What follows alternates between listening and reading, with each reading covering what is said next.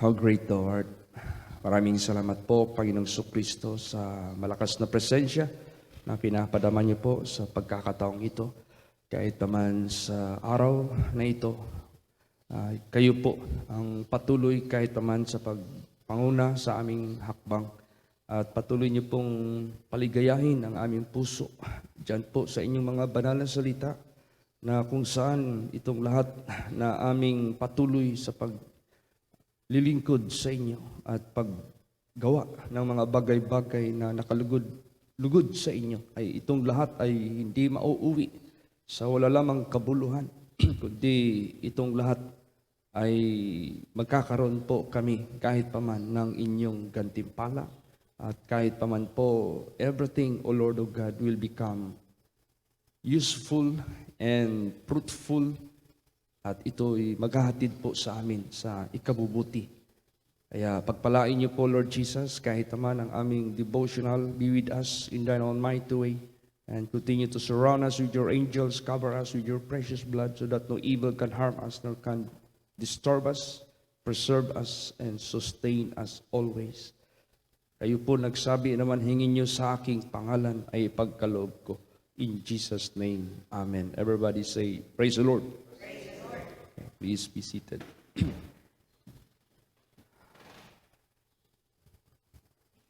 Let us open our Bible on Psalms 18, verse 19. Praise the Lord. He brought me forth also into a large place. He delivered me because he delighted in me. Praise the Lord. So, paano natin mabigyan ng kalugod-lugod ang ating Panginoong Diyos? Paano siya ma-delight sa atin? Paano siya maging masaya sa atin? Paano siya maging maligaya sa atin? Sapagkat sinasabi dito, He brought me forth also into a large place. He delivered me because He delighted in me. So, alam ng Diyos ang ating kagipitan. No? Alam ng Diyos ang ating kahirapan. Alam ng Diyos ang ating mga pagtitiis. Alam ng Diyos ano pa man ang mga bagay-bagay na ating niraranas dito sa sanglibutang ito na gusto natin magkaroon din po tayo ng kaluwagan. Magkaroon din tayo ng kumbaga pa kalutasan ng ating mga problema. Alam ng Diyos lahat ang ating kalagayan. Pero ang dahilan bakit niya tayo pagkalooban ng kalutasan ng ating mga problema, kagalingan ng ating sakit, because He delighted in me. Dahil siya'y lumigaya sa akin. Naalala nyo dito sa Bible, may isang hari dito na hindi nakatulog. Balisang-balisa. Tapos tinawag niya yung kanyang, palagay na lang natin, yung in charge sa mga records sa kanyang kaharian. Tapos sabi niya, hindi ako makatulog para ako ay malibang. Yung bang malingaw kung sa Bisaya pa. Basahin mo nga yung Book of Records dyan. Makinig ako kung ano yung mga current events ba dyan o ano yung mga nangyayari sa atin. Binasa. Tapos doon natapat sa isang tao na nagpakita ng concern sa kanya. Sabi dito na nakalagay, once upon a time, O hari, merong nagbabalak na ikaw ay patayin. Subalit, ito po ay hindi nangyari dahil sa kabutihan ng isang tao, dahil sa kanya ay nahuli ang gustong pumatay sa iyo. At ito po ay nagngangalang Mordecai. Yung hari, yung asam na niya yung kasunod ng kabanata ng kanyang binabasa, biglang naputol. Ito po ay ginawa ng isang taong nagngangalang Mordecai. Hinto naman. Sabi niya, ipatuloy mo. Gusto kong malaman kung ano ang kasunod. Pag ganun sa isang page, wala naman. Ibang ano na naman, ibang kasaysayan na naman. O hari, tapos na po, wala nang kabanata. Ha? Ang ibig mong sabihin, hindi ko man lang siya nagawa ng gantimpala. Hindi ko man lang siya nagantihan ng mabuting bagay. Wala po, hari. Sabi ng hari. Sino yung tao dyan na nakatayo dyan sa... Kasi mayroon tao doon na gusto makipag-usap sa hari. Sabi niya, si Haman, sir. Oh, basin mo. Papuntahin mo dito. Yes, sir. Sabi ni Haman. Haman, anong dapat gawin sa isang tao na kinalugdan ng hari? Ito si Haman, ano ito eh? Isip niya kaagad na siya na raw yun. Hindi niya alam na si Mordecai. Sabi niya, ganito hari. Kasi ambisyoso yung tao na yun eh. Yung iyong balabal, yung iyong kasuotan na makahari ay ipasuot sa kanya. At isakay siya sa karwahe, sa sinasakyan mo. At isigaw ng tao na ito ang tao na kinalugdan ng hari. Yun. Akala niya kasi siya na, ambisyoso siya, gusto niyang magmumukhang hari. Kaya, yun ang ginawa, papagawa niya sa hari. Sabi niya, sige, gawin mo yan lahat. Huwag mong bawasan. Gawin mo yan sa taong ito na nagngangalang Mordecai. Si Mordecai pa naman sana ang kanyang hihingiin sa hari na bitayin sa panahon na yun. So, ibig sabihin yan, pag gumawa ka ng kalugod-lugod sa Diyos, kahit pa ang tao may balak sa iyo, na ikaw ay ibagsak, na ikaw ay patayin, pag ang hari sa lahat ng hari, ang iyong kinalugdan, sigurado, bibigyan ka niya ng gantimpala. Sigurado, hindi niya makakalimutan ang gantimpala na dapat sa iyo. Kaya nga sinasabi diyan, God is not unrighteous to forget your labor of love which you have done toward His name and toward His saints. Kaya tayo sa buhay natin, gawa lang tayo ng gawa, walang hinto sa mga bagay-bagay na makalipay sa Ginoo. Gawin lang natin yung makaligaya sa Diyos. Paano ba maging maligaya ang Diyos sa buhay natin? Paano ba siya maging masaya sa buhay natin? Di ba itong ating pagsunod sa Kanya, moment by moment sa buhay natin, kan David pa, I have inclined my heart to perform thy statutes always, even unto the end. At wala namang ibang kinaliligaya ang Diyos sa buhay natin, kundi atin siyang sundin, no? Atin siyang talimahin, pakinggan, at sundin. If you love me, sabi ni Lord Jesus, keep my commandments. Kung iniibig niyo ako, i-keep niyo yung commandments. O ano pa bang higit na gagawin natin sa isang nilalang na sasaya siya sa atin? Di ba, ibigin natin? Praise the Lord, that we love Him. Paano ba natin ibigin ang Diyos para sasaya siya? Di ba? We have to keep His commandments. Kaya pag yan ay ginawa natin, hindi tayo nagsawa gawin yung mga commandments, statutes ng ating Panginoong Diyos, nag-ingat tayo, naging watchful tayo, naging prayerful tayo, naging mindful tayo sa kanyang mga advices, sa kanyang mga counsels, then, nakikita ni Jesus yung kahirapan mo. Nakikita ni Lord Jesus yung mga pagtitiis mo. Nakikita ni Lord Jesus yung iyong desire ng iyong puso. Anong gagawin ng Diyos? Ilalagay ka niya sa kaluwagan. Praise the Lord.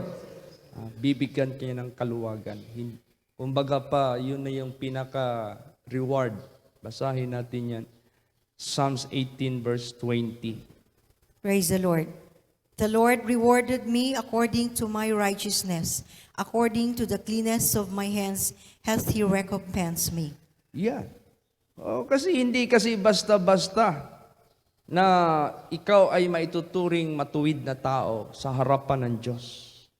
Hindi kasi basta-basta na ikaw ay maituturing malinis ang iyong mga kamay sa harapan ng Diyos.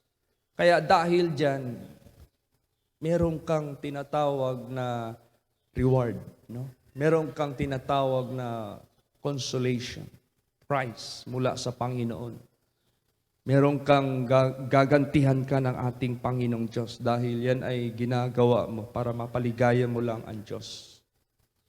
Kahit hindi mo siya nakita, ginagawa mo yung kanyang righteousness, yung kalinisan ng iyong mga kamay. Nag-ingat ka, ibig sabihin yan, na hindi ka madungisan. Then, yan na yung magpapasaya sa Diyos at yan na yung babasihan ng Diyos na ikaw ay ilalagay sa tinatawag na paluwagan. No? Darating na lang sa buhay mo bigla yung matagal mo nang tinitiis na isang bagay, kung ano yung tinitiis mo, magbago yan. Praise the Lord. Tulad na lang yung sa pagtira namin dyan sa Santo Niño. Di basta-basta yung pagtitiis namin dyan. Bakit? Wala kaming sariling bahay. Pag minsan nagtayo ng kubo yung kapatid ko na si Ate Christy, ay nandoon na sila sa Manila, kami ang tumira. Kahit mapaayos man lang yung kubo, wala kaming kakayahan. Tumulo siya ng tumulo kapag umuulan. Magsahod lang kami doon sa loob. Sasahod lang namin yung mga tulo para hindi lang siya magkaroon ng basa doon sa mga things namin. Pagkatapos, dumating naman yung kapatid ko, alangan man hindi ka mag-alis. Alis na naman kami. Lipat na naman kami doon sa isang bahay na karaan. Bahay ng aking uncle. Pagkatapos, lipat na naman kami doon sa old house na inalisan na ng tao para lang mayroon kaming mapuntahan. Bahain pa masyado. So, nakikita ni Jesus yung pagtitiis mo. Sino mag-akala na tatawagin ako ng tatay ko? Sabi ng tatay ko, anak, masaya ka pala, no? Pag yung tatay mo magbigay sa'yo ng pamana in advance. Hindi mo man ito hiningi. Hindi mo man ito inaasahan. Pero buong puso nilang inoffer sa iyo. Naawa sila ba? Sabi niya, lika nga anak. Naawa ako sa iyo. Sukatin mo yung lupa natin dyan sa harap. Hatiin mo yan sa 3 bahagi. Tunin mo na yung sa iyo. Tirikan mo na yan ng kung ano yung tayo mo dyan na tirahan mo. Ay, nako. Lumuwag yung aking damdamin. Praise the Lord. Nag-share na ako sa congregation. Praise the Lord. To God be the glory. Meron na akong matatayuan ng tirahan namin as parsonage. Kasi kadikit lang yun sa simbahan na lupa Kanal lang ang pagitan. Yung mga membro ko na humahanap talaga makatulong. Nakatulong talaga. Meron tayong membro dito, isa na may kaibigan na engineer. Ang nangyari sa engineer, nakakontrata ng bahay. Merong bahay na katayo, doon din itatayo yung bagong bahay. Siyempre, yung nakatayo dyan, sisirain. Yung mga kahoy na ginamit sa nakatayo na bahay na luma, yung mga kahoy na mga noon pang kahoy na napakatibay, hindi kayang kagatin ng anay. Ang tawag niyan, yung ngipin nila hindi kayang dulot, kumbaga pa. Hindi nila kayang bukbukin o kainin. So, yung mga kahoy na isang dump truck, dami. Hinatid bigla doon. Dinonate ng engineer dahil hiningi nga ng ating membro para itayo. Nako, sabihin ko sa inyo, halos yung mga pako, ang iba na kumikilo. Na yun? Na skeleton. nagamit. Ang problema, wala akong pangdingding. Meron ng kumpleto na, wala lang pangdingding. Ay meron doong binebenta na yung slab ng nyog. Alam mo yung slab ng nyog, yung balat ng nyog na galing sa ginagawang tablon. Yung balat noon, parang tinatawag na half moon ang mangyari. Kasi bilog yung nyog. Pag tinabas mo yung pinaka balat niyan, half moon ang dating yan. Ay may nakita ko doon sa Boulevard. Dami. 80, 80 ka 16 feet, merong 18 feet, merong 12 feet, mahaba ba? Eh siyempre, itatapon na sana nila yon. Sabi ko, sir, magkano ito, sir? Bili mo na lang ng 10 pesos isa. Ganun ba? 80. Dami na yun. Sabi ko, sige sir, binayaran ko ng 800. Pinasakay namin sa sasakyan. Yun ang bumalot sa bahay. Para siyang log cabin ang dating. Kasi horizontal ang ginawa namin.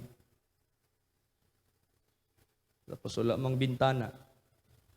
Ay siyempre, yung sako na rainbow. Nilagyan lang namin ng stick sa baba. Tapos roll up. Yung tinatawag na roll up window. I-roll up mo para magbukas. I-roll down mo rin para magsarado. Tingnan mo. Praise the Lord. Masaya na kami. Sabi ko, Lord, thank you, Jesus. Tapos yung sahig namin, nilagyan na lang namin ng mga plywood na galing sa mga tinapon sa construction ni Brad Bernard, yung mga plyboard na 3/4. Brad Chit, kunin mo yung mga plyboard doon, yung mga forma sa mga slab doon na ginawang sahig. Pwede pa yun. Mapakinabangan pa yun. So ano yung mga mapupulot namin na tinatapon na sa construction, tinatapon na sa mga sinisira na bahay, yun ang binuo naming bahay. Hanggang ngayon, yan pa yan. Praise the Lord. Hanggang by the grace of God, nag-isip kami ng atip kasi dumating talaga ang panahon. Magpapayong na kami sa loob doon sa bahay pag umuulan. Nag-pray kami. Lord, bigyan mo naman kami ng chance, makaatip kami ng bago. Nakaatip. Yung ating membro na nagtatrabaho dyan sa Union Steel, yun ang ginamit ng Diyos na makautang kami. Hindi man namin kayang ibigla. Nakaatip by the grace of God. Kaya, gawa lang tayo ng gawa na makadelight sa Diyos. Yung nasa kalagayan natin, hindi yan kayang ipikit ang mata ng Diyos. Lalot na dito, nakalipat na kami dito, mas maganda na yung namin dito, quarter. Sabi ko, ngayon pa lang ako nakakwarto ng perfect square. Bakit? Doon sa Matina, yung lupa namin doon, hindi kasi eskwalado, pag ganun. So lahat ng mga bagay mo doon, puro trapezoid lahat. Iko, Lord, maganda pala itong bahay na naka-perfect eskwalado kasi maganda yung space na magamit. Ibig sabihin yan, bawat kagipitan, bawat pagtitiis, pag tayo ay gumawa lagi ng makadelight sa Diyos, papaluwagan ka niyan. Praise the Lord. Papaluwagan ka talaga niyan.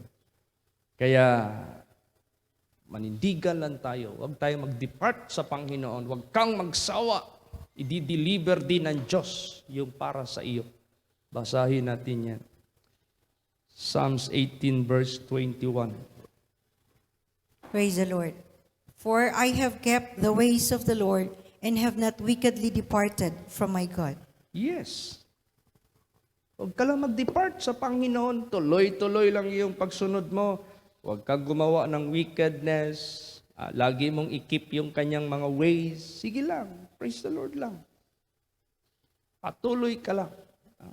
Ibig sabihin yan, hindi maging walang kabuluhan itong ating pagpapatuloy. No? Sa kanyang mga banal na salita, dito tayo ginagraduhan, dito tayo ginajudge ng ating Panginoong Diyos kung paano natin kinaligaya ang ating pagsunod, ang ating pagtanggap sa kanyang mga banal na salita.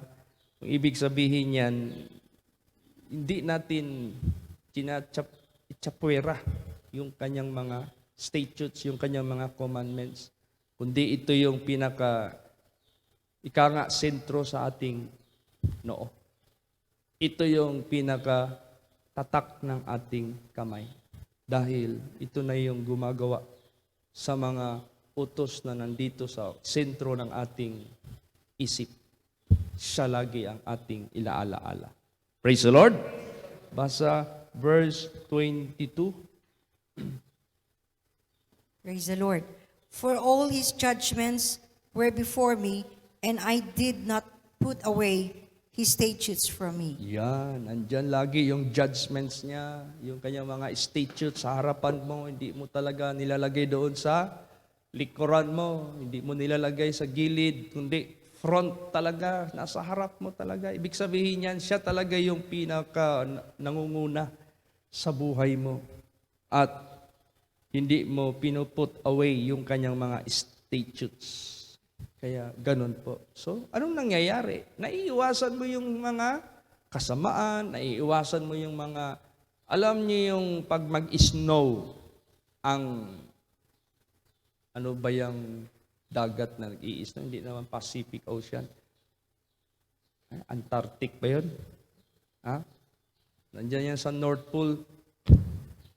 Merong tinatawag na icebreaker para makadaan yung barko. So, pag nilagay natin sa harap yung kanyang mga banal na salita, yun yung magbi-break para tayo ay makadaan. Praise the Lord. So, ganun yan sa buhay natin, walang makaka-abirya. Alam niyo po maka-abirya sa move natin towards success, prosperity, blessings, salvation, kasalanan. Maabirya tayo dyan. Mapipending tayo dyan. Ma-stumble tayo dyan. Kaya itong Word of God, ito yung breaker. Bi-break niya lahat para makadaan tayo. Tuloy-tuloy yung natin. Lakbay natin. Kakarating tayo. Basahin natin yan.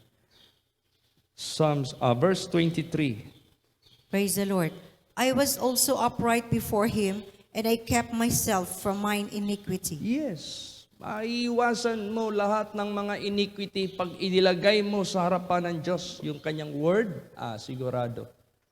Lahat ng mga balakid sa daan, i-break niya yan. Nung nandoon kami sa Canada, it so happened, it was a winter time. Yung first time namin pagdating doon, sabi ni Brad Bernard, alam mo, Pastor Chit, magastos sa isang bansa pag ang bansa ay merong winter. Bakit, Brad Bernard? Imagine mo yung karsada dito, ang lalawak ng karsada dito, ang lalaki, dinadaanan ng mga sasakyan. Siyempre, mag-i-snow, talagang papatungan niya ng makapal na snow. Ang gagawin ng gobyerno, meron silang pang-bulldoze niyan. Aararuhin, parang ganun ba? Na malapad na parang bulldozer o grader. Iano yan? Tutulakin yung snow para yung karsada will remain clear. Tapos, dadalhin doon. Kaya magtaka kami doon, daming bundok na mga snow doon. Puro bundok doon, nilagay yung mga snow sa karsada. During winter time, hindi yan matutunaw kasi frozen yan eh. Napiprease pa siya sa temperature. Tapos naglalagay ng asin yung nag-sprinkler sila. Meron silang sprinkler na gamit na sasakyan. Asin ang binubudbud doon sa karsada para madaling matunaw yung ice.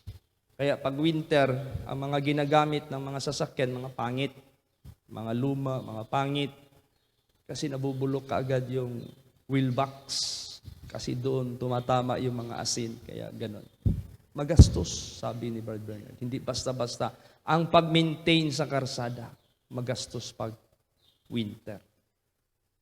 Just to make people safe yung travel nila, kailangan talagang i-clear talaga. Ganon din sa buhay natin, para hindi tayo madulas. Ang Word of God ang magki-clear sa daan natin. Makakarating tayo sa ating paroroonan. Praise the Lord! Di ang laking benepisyo natin sa salita ng Diyos. Basa pa, verse 24. Praise the Lord. Therefore has the Lord recompensed me according to my righteousness, according to the cleanness of my hands in His eyesight. Yes. Hindi pwede na hindi tayo isipin ng Diyos, hindi pwede na hindi niya tayo i-consider yung ating sitwasyon. Meron talaga siyang iniisip para sa atin na gantimpala o reward.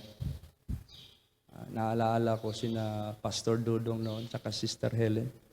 Hindi man lang makarating sa simbahan dahil halos walang pamasahe. Halos walang isakay. Doon lang yan sila. Kaya matagal sila dyan sa ulan noon. Yung simbahan natin nandoon pa sa Matina. Hirap.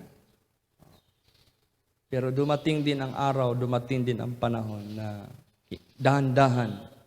Yan, Sister Helen, magbibenta lang yan ng mga gulay tsaka maruya para extra income niya, maliban sa amo niya, extra. Si Pastor Dudong naman, nagtitiis yan sa pagwi-wielding. Hindi mahirap, hindi madali mag-wielder kasi masakit sa mata yan. Tsaka yung balat mo, tatalsik-talsikan lagi yan ng mga maliliit na mga umaapoy, yung agipo. Parang agipo ba? Siyempre, pag wielding mo, iinit, tatalsik yung mga agipo. Minsan, pumapasok sa boots ni Pastor Dudong. Sakit yan. Sige lang, tiis lang. Tingnan mo. Naawa din ang Panginoon, nakatapos din lahat ng mga bata. Nakapasa lahat sa board exam.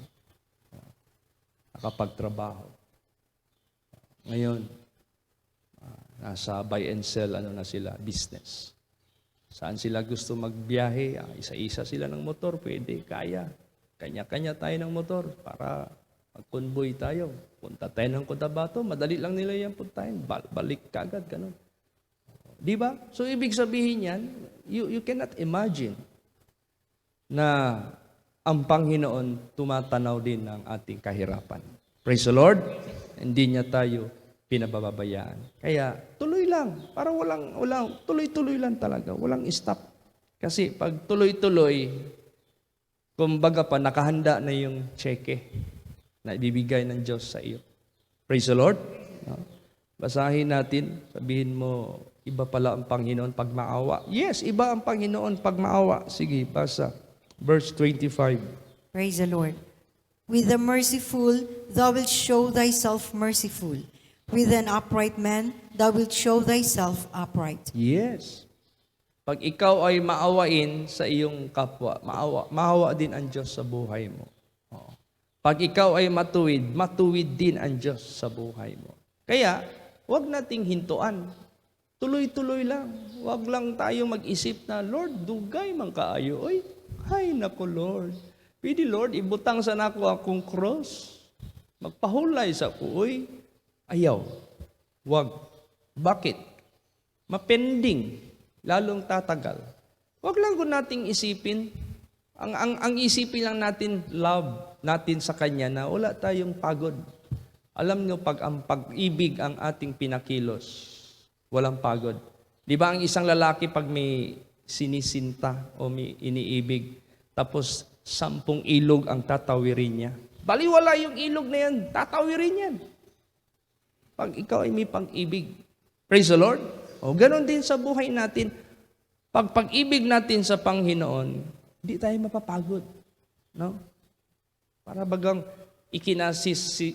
ikinasasaya natin na maligaya ang Diyos, na mag-delight siya. God will delight in us. Hindi tayo mapagod. Kaya huwag nating kalimutan. Lahat ito may patutunguhan.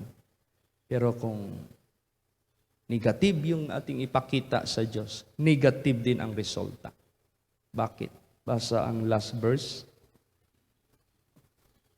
Praise the Lord.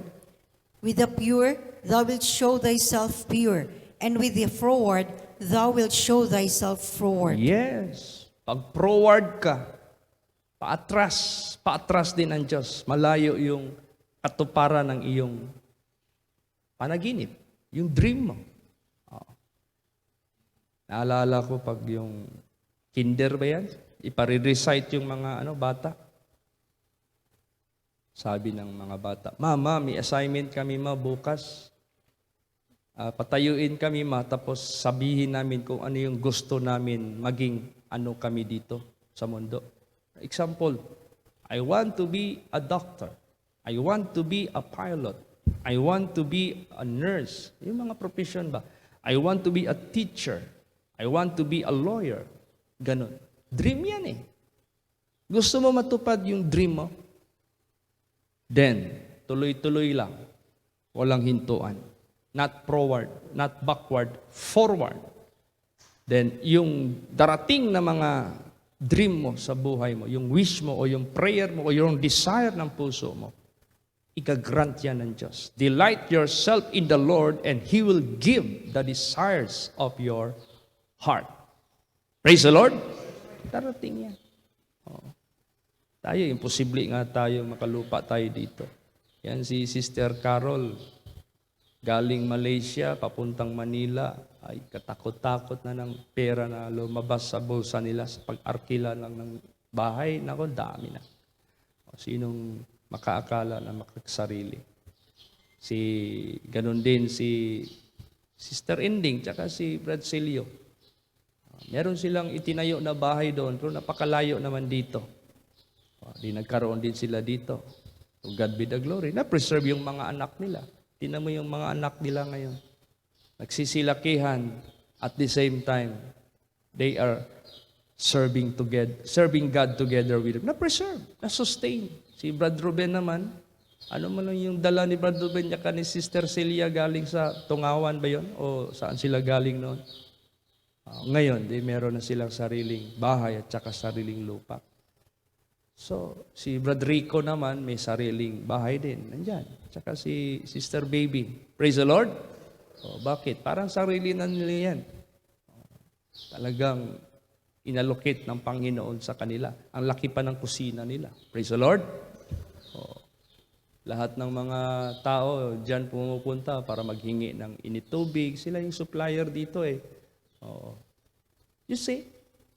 Pero pasimple-simple lang si Brad Edwin kasi 6 na lots man lang yung nakuha niya. Praise the Lord. Oh. Lahat tayo may blessing. To God be the glory. Hindi kay ang pastor nag-asinso, yung mga membro na purdoy. Ano ba yan? Hindi pwede. Sabay-sabay tayo. Bakit? Ako lang ba ang sumunod? Hindi kayo sumunod. Sumunod din naman kayo O ngayon, ako lang ba ang pagpalain ng Diyos? Kayo hindi? Kayo rin. Lahat tayo. God is no respecter of person. Praise the Lord. Sabay-sabay tayong pagpalain ng Panginoon. Tingnan mo si Joseph pinagpala. Pinagpala niya rin yung pamilya niya. Ganun.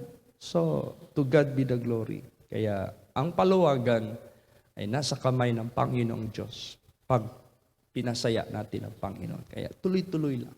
No stop. No, non-stop, kumbaga pa. Mararating din natin yung ating mga panaginip sa buhay po natin.